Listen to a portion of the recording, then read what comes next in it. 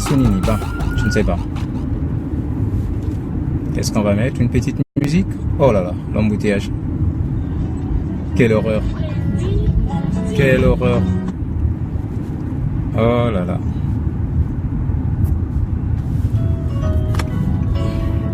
Bakanja. Ayaka me motote. Kokamwa. Yango mobali o to porta boloko.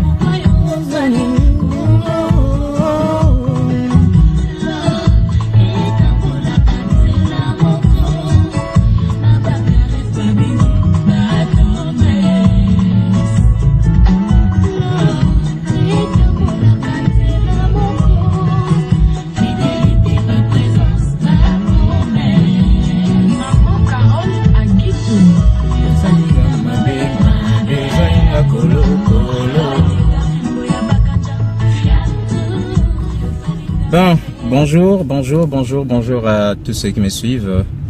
On va essayer un peu de parler de... Je m'intéresse un peu trop au sujet du Proche-Orient. Vous allez devoir un peu m'excuser là. Parce que j'ai comme l'impression que c'est là où va venir les tout grands problèmes. La catastrophe, bon, pas naturelle, mais la catastrophe humanitaire. J'aimerais un peu vous parler de la situation de la Turquie.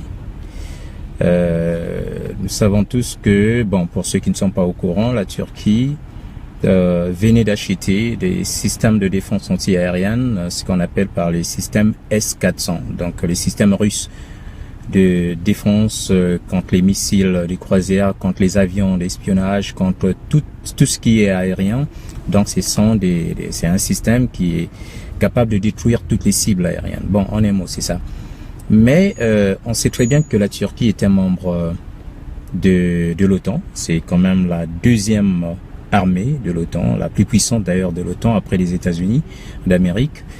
Et cette situation a créé beaucoup de problèmes au sein de l'OTAN, surtout les États-Unis qui n'ont pas apprécié plutôt que la Turquie, un membre de l'OTAN, puisse acheter des systèmes de défense aérienne qui sont complètement russes. Et de surcroît, puisque vous savez que tous les États de l'OTAN utilisent les mêmes systèmes de défense en général, hein, bien sûr, ils utilisent le même système, le système unifié de défense antiaérienne. Et l'objectif, vous savez bien, c'est contre la Russie, c'est contre la Chine, contre tous les États qui sont opposés à leur alliance. Donc, en un mot.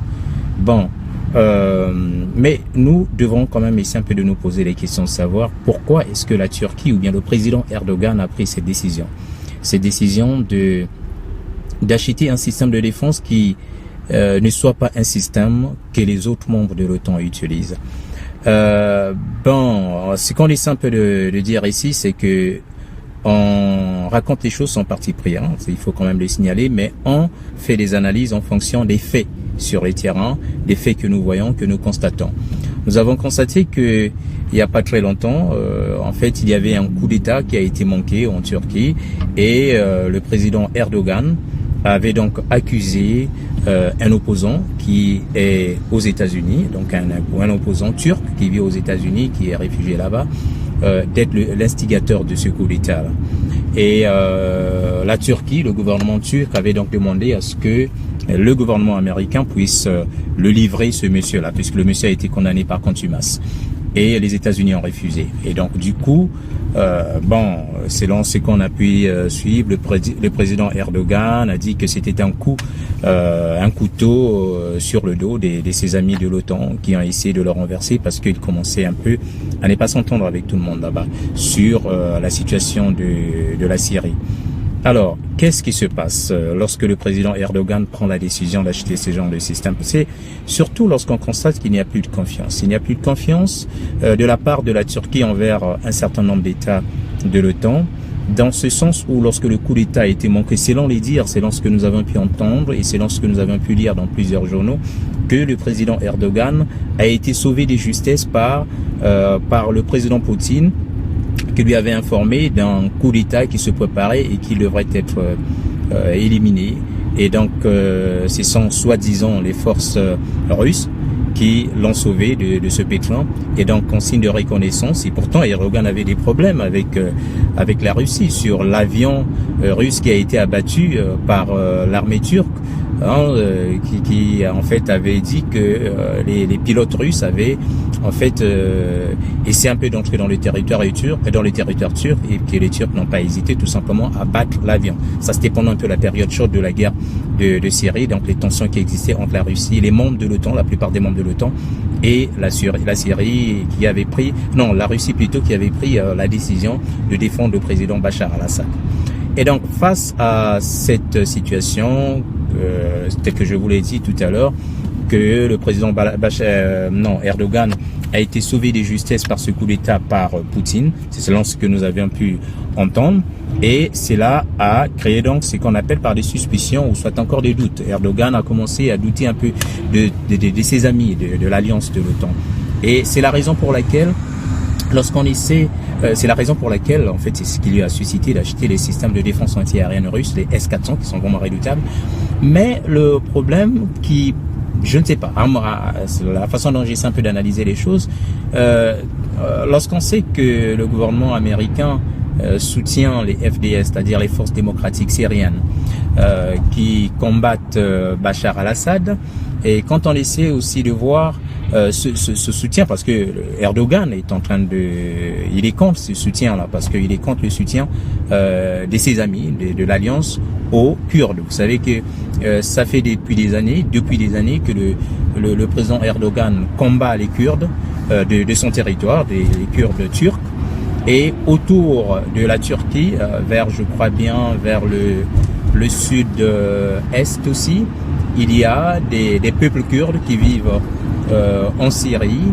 Il y a des peuples kurdes qui vivent aussi au nord de l'Irak, et il y a des peuples kurdes qui vivent aussi, je crois bien, au nord-ouest de l'Iran. Donc tous ces peuples kurdes ont toujours les mêmes velléités, des velléités d'indépendance, et le fait que les États-Unis puissent aider les forces démocratiques syriennes à avoir l'indépendance, et le fait aussi que les Kurdistan ou bien les Kurdes de l'Irak ont organisé un référendum qui était illégal aux yeux du gouvernement central d'Irak, cela constitue en fait un casus belli.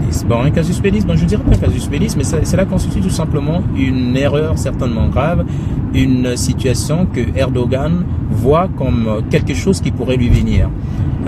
Parce que lui, il veut pas que son État soit sectionné, émietté, et raison pour laquelle je pense que c'est ça ce qui va le rapprocher un peu du président Bachar al-Assad, de l'Iran et de l'Irak, parce qu'ils auront tous le même combat qui consiste tout simplement à ne pas accepter que leurs États deviennent tout simplement émiettés.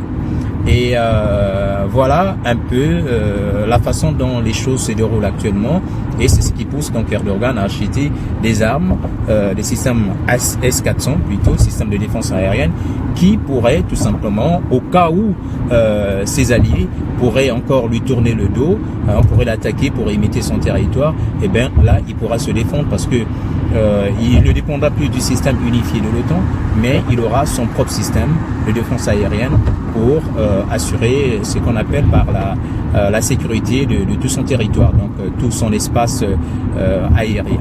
Voilà, c'est un peu ça ce qui se passe au niveau de cette en fait de cette région, de cette partie du monde, le Moyen-Orient. Nous avons remarqué aussi qu'au niveau de la Syrie, bien sûr, ils ont traversé le fleuve, je crois bien si je me trompe, où se trouvent les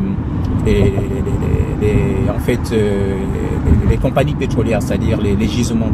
En fait, selon ce que certains experts militaires disent, il risque d'avoir confrontation, parce qu'à partir du moment où, dans cette Russes et des Syriens qui combattent le Daesh, il y a des Russes à l'intérieur. Donc au cas où il y aurait attaque je dirais, contre les forces démocratiques, contre l'armée syrienne, d'autant plus qu'il y a les forces entraînées une confrontation directe certainement entre l'armée russe et l'armée américaine sur ce terrain-là. Et puis, comment est-ce qu'on appelle, les États de l'OTAN s'ingérer de ce problème, et ce qui risque de devenir une grande catastrophe humanitaire. Ça va devenir tout simplement une guerre. Ça va se transformer tout simplement en guerre mondiale. Donc voilà, je tenais certainement à partager avec vous. Et voilà, donc quand des choses vous passionnent, il faut partager un peu la nouvelle de façon impartiale. On fait les choses de façon... Et portez-vous bien. Ciao, c'était Odin Bochfitlo.